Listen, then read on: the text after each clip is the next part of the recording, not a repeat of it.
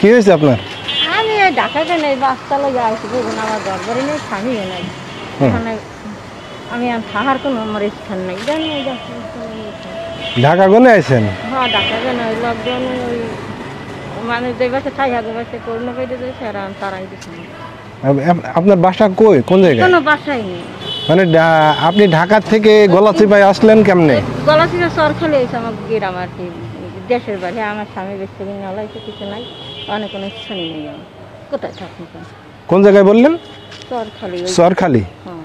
আচ্ছা, এখন আমি এই জায়গায় থাকি, এই বাচ্চাটা নিয়ে বুঝলেন, ঘর বাড়ি কিছু নাই, আমার স্বামী নাই, আমার থাকতে দেবে তো এমন কোনো লোক নেই।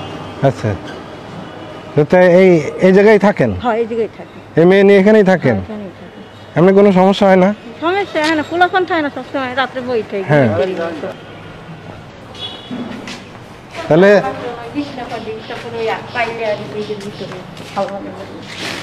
আচ্ছা আচ্ছা,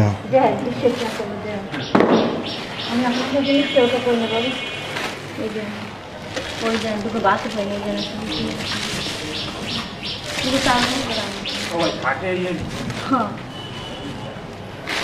না এইখানে এই মেয়েটা নিয়ে কেমনে থাকে, মানে সমস্যা হয় না? সমস্যা কেউ আমার বুঝবো, আমার ঘর নাই, বাড়ি নেই, কেউ সমস্যা বুঝবো। আচ্ছা, তাহলে এখন আমি আপনার জন্য প্রাথমিকভাবে কি করতে পারি বলেন? যেহেতু আপনি এই জায়গায় আছেন, এখন আমি চাইলেই তো একটা বাসা আপনারা ঠিক করে দিতে পারি না, ঠিক আছে? এখন আপনার খাওয়ার জন্য কি কি লাগবে সেটা যদি আপনি বলেন, তাহলে আমি সেটা আপনার ব্যবস্থা করে দিতে পারি। এই আচ্ছা, চলেন তাহলে বাজারে চলেন, আমি আপনার যা যা লাগে ওইগুলো কিনে দিচ্ছি, ঠিক আছে? যা লাগে আপনি কইবেন, 100 দিবেন, ঠিক আছে?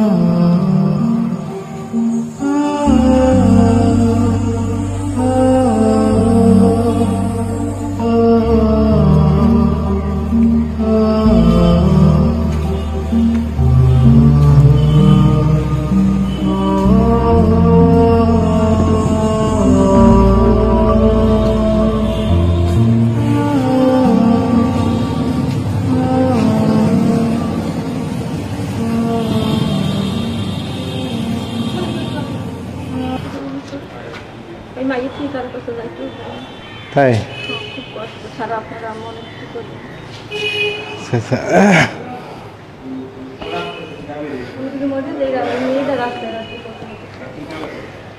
আসসালামু আলাইকুম। আমরা এখন আছি গলাচিপা থানাধীন গলাচিপায় একটা এখানে হাই স্কুল আছে, ওই হাই স্কুলে আছি। তো আমার পাশে দুইজন ব্যক্তিকে দেখতে পাচ্ছেন, ইনি হচ্ছে ওনার মেয়ে। তো ওনার স্বামী, আপনার স্বামী মারা গিয়েছে তাই না? ওনাদের যে ভিটা বাড়ি ছিল সেটা অনেক আগে বিক্রি করে দিয়েছিল এবং ওনারা ঢাকাতে ছিল। তো ঢাকা থেকে চলে আসছে এখানে, এসে থাকার কোনো স্থান নেই, আছে এই স্কুলের বারান্দাতেই এদের বসবাস।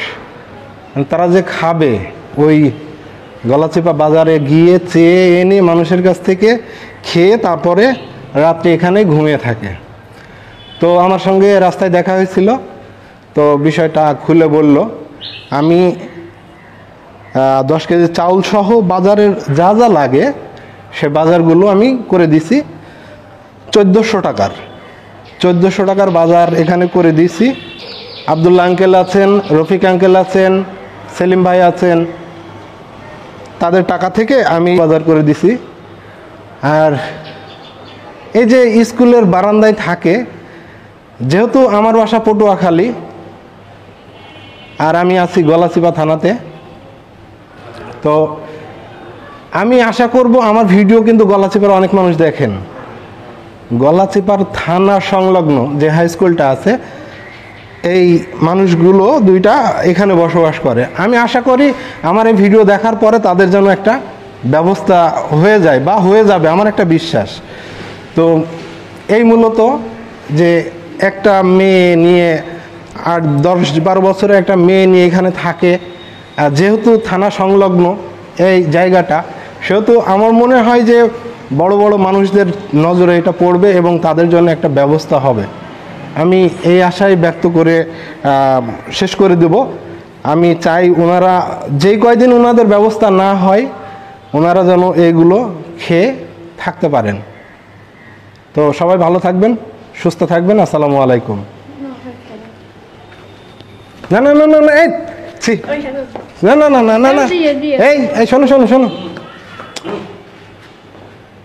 পায়ে হাত দিয়ে সালাম করতে হয় না? ছি,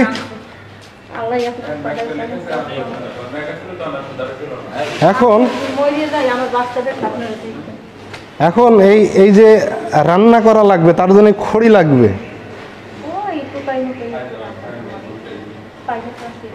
খড়ি মানে লাকড়ি লাগবে না? আচ্ছা আচ্ছা, আপনি এই 500 টাকা দিয়ে লাকড়ি কিনে নিয়ে আসবেন, ঠিক আছে? বাবা আমি তো হাটের সময় সহ্য করার সময় মরে যেতে, আমার বাচ্চাদের একটু আপনারা দেখবেন, আপনাকে পাও করি আমি আমার মরে যেতে। আচ্ছা ঠিক আছে, আপনি চিন্তা করেন না, আল্লাহ ব্যবস্থা একটা করবে, ঠিক আছে? আপনি আল্লাহর উপর ভরসা রাখেন, নিশ্চয়ই আপনাদের একটা ব্যবস্থা হয়ে যাবে, আমার বিশ্বাস। কারণ অনেকেই দেখেন এই আমার এই ভিডিও, আমি আশা করি একটা ব্যবস্থা আপনাদের হয়ে যাবে। আমি কোনো মিথ্যে কথা বলি না, আমি কি কষ্টে আছি কামড়াই জানে আমার। ঠিক আছে, আপনি ভালো থাকবেন, আমরা দোয়া করি সব সময়। ঠিক আছে, তাহলে আমরা যাই। হ্যাঁ, আচ্ছা ঠিক আছে, সালাম।